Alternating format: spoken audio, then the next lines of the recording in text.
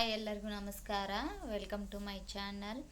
ಇವತ್ತು ನಾನು ಶಂಖಪುಷ್ಪ ಟೀ ಮಾಡ್ತಾಯಿದ್ದೀನಿ. ಇದಕ್ಕೆ ಸ್ವಲ್ಪ ಒಂದು ಗ್ಲಾಸ್ ನೀರು ಅದನ್ನು ಕುದಿಸ್ತಾ ಇದ್ದೀನಿ. ಕುದಿಸಿದ ಮೇಲೆ ಒಂದೆರಡು ಶಂಖಪುಷ್ಪ ಹೂವನ್ನು ಹಾಕ್ಕೊಳ್ತೀನಿ.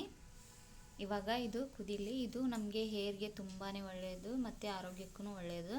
ಮತ್ತಿನ್ನು ವೆಯ್ಟ್ ಲಾಸ್ ಮಾಡೋರ್ಗು ತುಂಬಾ ಒಳ್ಳೆಯದು.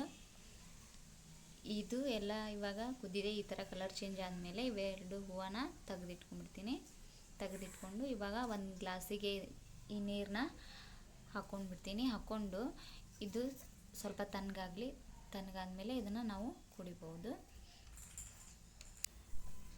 ಈಗ ಒಂದು ಹೇರ್ ಆಯಿಲ್ ಮಾಡ್ಕೊಳ್ಳೋಣ ಅಂತ ಮಾಡ್ತಾಯಿದ್ದೀನಿ. ಅದಕ್ಕೆ ಪ್ಯಾರಾಚೂಟ್ ಕೊಬ್ಬರಿ ಎಣ್ಣೆನ ತೊಗೊಂಡಿದ್ದೀನಿ. ಅದಕ್ಕೆ ಸ್ವಲ್ಪ ಕರಿಬೇವನ್ನ ಹಾಕ್ಕೊಳ್ತೀನಿ. ಕರಿಬೇವು ಮತ್ತು ಸ್ವಲ್ಪ ಮೆಂತ್ಯ ಮತ್ತು ಸ್ವಲ್ಪ ಲವಂಗ ಕೂಡ ನಾನು ಹಾಕ್ಕೊಳ್ತೀನಿ. ಇದು ಚೆನ್ನಾಗಿ ಕುದಿಬೇಕು. ಎಣ್ಣೆ ಸ್ವಲ್ಪ ಸಣ್ಣ ಉರಿಯಲ್ಲೇ ಕುದಿಸ್ಕೊತೀನಿ ಇದನ್ನು ನಾನು. ಈ ಥರ ಗುಳ್ಳೆಗಳೆಲ್ಲ ಬರ್ತಾ ಇದೆ. ಇದು ಗುಳ್ಳೆಗಳೆಲ್ಲ ಕಡಿಮೆ ಆಗಬೇಕು, ಕಲರ್ ಚೇಂಜ್ ಆಗಬೇಕು. ಇದು ಕಲರ್ ಚೇಂಜ್ ಆಗುತ್ತೆ, ನಮ್ಗೆ ಗೊತ್ತಾಗುತ್ತೆ. ಈ ಕಲರ್ ಚೇಂಜ್ ಆಗೋವರೆಗೂ ನಾನು ಇದನ್ನು ಕುದಿಸ್ಕೊಳ್ತೀನಿ.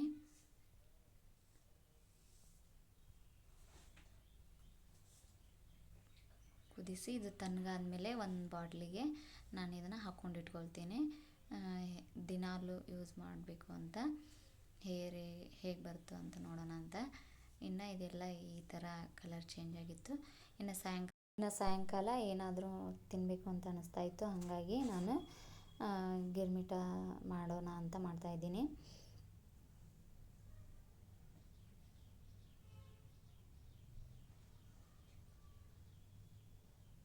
ಇವಾಗ ಗಿರ್ಮಿಟಕ್ಕೆ ನಾನು ಒಗ್ಗರಣೆ ಕೂಡ ಮಾಡ್ಕೊಳ್ತಾ ಇದ್ದೀನಿ. ಒಗ್ಗರಣೆ ಮಾಡಿಕೊಂಡು ಇದೆಲ್ಲ ಒಗ್ಗರಣೆ ಆರಿದ ಮೇಲೆ ನಾವು ಚುಮ್ಮರಿಗೆ ಕಲಿಸ್ಬೇಕು. ಅಂದರೆ ಗಿರ್ಮಿಟ ಚೆನ್ನಾಗಿ ಬರುತ್ತೆ. ಇಲ್ಲಾಂದರೆ ಚುಮ್ಮರಿ ಮೆತ್ತಗಾಗುತ್ತೆ ಅಂತ ನಾನು ಸ್ವಲ್ಪ ತಡೆದು ಇದನ್ನು ಕಲಿಸ್ಕೊಳ್ತೀನಿ.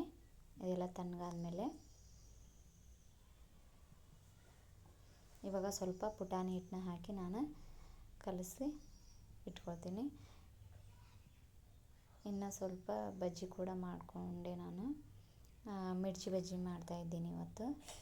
ಮಿರ್ಚಿ ಬಜ್ಜಿಗೆ ನಾನು ಕಡಲೆ ಹಿಟ್ಟು ಸ್ವಲ್ಪ ಅಕ್ಕಿ ಹಿಟ್ಟು ಹಾಕಿ ಹಿಟ್ಟನ್ನ ಕಲಸಿಟ್ಕೊಂಡಿದ್ದೆ ನಾನು.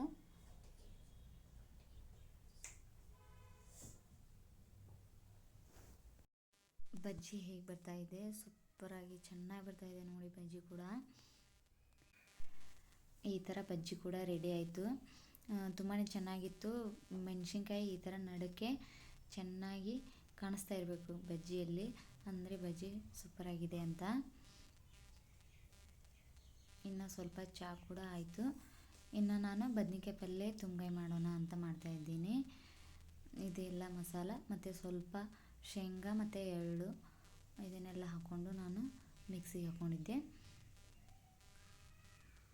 ಇವಾಗ ನಾನು ಬದ್ನಿಕಾಯಿಗೆ ಇದನ್ನೆಲ್ಲ ಮಸಾಲಾನ ತುಂಬ್ಕೊಂಡು ಇಟ್ಕೊಂಡ್ಬಿಡ್ತೀನಿ. ಇನ್ನು ಒಗ್ಗರಣೆನ ನಾನು ಒಂದು ಕುಕ್ಕರಲ್ಲಿ ಹಾಕ್ಕೊಂಡ್ಬಿಡ್ತೀನಿ. ಕುಕ್ಕರಲ್ಲಿ ಯಾಕಂದರೆ ಒಂದು ವಿಷಲ್ ಆದರೆ ಸಾಕು, ಬದ್ನಿಕಾಯಿ ಪಲ್ಯ ಚೆನ್ನಾಗಿ ಕುದಿದಿರುತ್ತೆ. ಹಾಗಾಗಿ ನಾನು ಇನ್ನು ಒಗ್ಗರಣೆಗೆ ಒಂದು ಈರುಳ್ಳಿನ ಯೂಸ್ ಮಾಡ್ಕೊತೀನಿ. ಇನ್ನು ಒಗ್ಗರಣೆ ಎಲ್ಲ ಹಾಕಿ ಇನ್ನು ಬದ್ನಿಕಾಯಿ ಎಲ್ಲ ತುಂಬಿಟ್ಕೊಂಡಿದ್ನಲ್ಲ ಇನ್ನೂ ಕೂಡ ಸೇರಿಸ್ಕೊಂಡ್ಬಿಡ್ತೀನಿ. ಅದಕ್ಕೆ ಹಾಕ್ಕೊಂಡು ಈ ಥರ ತುಂಬಿದ್ದೆಲ್ಲ ಇದ್ರೊಳಗೆ ಹಾಕ್ಕೊಂಡು ಮತ್ತು ಸ್ವಲ್ಪ ಮೇಲೆ ಹುಣಸೆ ರಸ, ಇನ್ನು ಸ್ವಲ್ಪ ಉಪ್ಪು, ಆವಾಗಲೇ ಸ್ವಲ್ಪ ಉಪ್ಪು ಹಾಕ್ಕೊಂಡಿದ್ದೆ. ಈಗ ಸ್ವಲ್ಪ ಉಪ್ಪು ಹಾಕ್ಕೊಂಡು ಇನ್ನು ಸ್ವಲ್ಪ ಗರಂ ಮಸಾಲ ಕೂಡ ಹಾಕ್ಕೊಳ್ತೀನಿ. ಸ್ವಲ್ಪ ಸಕ್ಕರೆ ಹಾಕ್ಕೊಂಡಿದ್ದೀನಿ. ಇದನ್ನೆಲ್ಲ ಹಾಕ್ಕೊಂಡು ನಾನು ಚೆನ್ನಾಗಿ ಮಿಕ್ಸ್ ಮಾಡ್ಕೊಳ್ತೀನಿ ಇದನ್ನು. ಇದು ಪಲ್ಯ ಭಾಳ ಚಲೋ ಆಗಿತ್ತು ರೀ ಇದು. ಹಿಂಗೆ ಮಿಕ್ಸ್ ಮಾಡಿಕೊಂಡು ಇದಕ್ಕೆ ಸ್ವಲ್ಪ ಆವಾಗಲೇ ಮಿಕ್ಸಿಗೆ ಹಾಕ್ಕೊಂಡಿದ್ದು ಒಂದು ಸ್ವಲ್ಪ ಮಸಾಲ ಅದು ಉಳಿದಿತ್ತು, ಅದನ್ನೆಲ್ಲ ಹಾಕಿ ಸ್ವಲ್ಪ ನೀರು ಹಾಕಿ ಒಂದು ಸೀಟಿ ಹೊಡೆಸಿದ್ರೆ ಬದ್ನಿಕಾಯಿ ಪಲ್ಯ ರೆಡಿ ಆಗುತ್ತೆ. ಇದ್ರ ಜೊತೆ ನಾನು ಜೋಳದ ರೊಟ್ಟಿ ಕೂಡ ಮಾಡ್ಕೊಂಡಿದ್ದೆ. ಇವಾಗ ಸೀಟಿ ಕೂಡ ಆಯಿತು. ಇವಾಗ ಇದನ್ನು ಓಪನ್ ಮಾಡಿ ನೋಡ್ತಾ ಇದ್ದೀನಿ. ಬದ್ನಿಕಾಯಿ ಪಲ್ಯ ಚೆನ್ನಾಗಿ ಕುದಿದೆ.